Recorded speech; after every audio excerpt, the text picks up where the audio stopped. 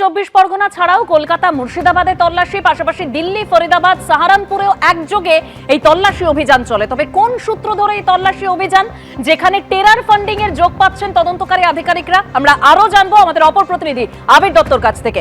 আবির, দেখো, মোট 13টি জায়গাতেই তল্লাশি অভিযান চালানো হয়। টেরর ফান্ডিং, অবৈধ পাচার, এই বিভিন্ন অভিযোগকে সামনে রেখেই কিন্তু এই তল্লাশি অভিযান এনফোর্সমেন্ট ডিরেক্টরেটের এবং উত্তরপ্রদেশ এটিএস এবং যেটা জানা যাচ্ছে যে এই যে 40 লক্ষ টাকা উদ্ধার করা হয়েছে, 180 গ্রাম যে সোনা পাওয়া গিয়েছে, তো সেই ক্ষেত্রে মূলত যেটা পাওয়া যাচ্ছে হারোয়ার আল জামিয়াতুল ইসলামিয়া দারুল উলুম কালিকাপুর অঞ্চলের এই যে মাদ্রাসা রয়েছে সেখান থেকে উদ্ধার হয়েছে।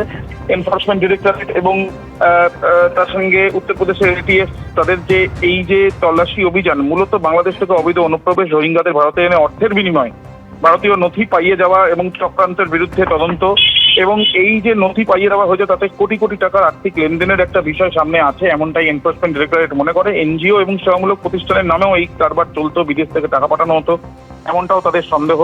ইতিমধ্যে যেটা জানা যাচ্ছে যে এই তদন্তে মুর্শিদাবাদ, উত্তর চব্বিশ পরগনা, দক্ষিণ চব্বিশ পরগনা এবং তার সাথে সাথে নিউ টাউনে এই যে তল্লাশি অভিযান চালানো হয়েছিল, সেই তল্লাশি অভিযানে কিন্তু ইংল্যান্ড থেকে একজন সন্দেহভাজন ফান্ডিং করেছে, সেই বিষয়টাও যেমন তাদের স্ক্যানারে রয়েছে। তার সঙ্গে সঙ্গে হাসনাবাদ, বাগদা, বসিরহাট এই যে তল্লাশি ছাড়াও দিল্লি, উত্তরপ্রদেশ, হরিয়ানা, মহারাষ্ট্রের কিন্তু কেন্দ্রীয় এজেন্সির তরফ থেকে এই হানা দেওয়া হয়েছিল।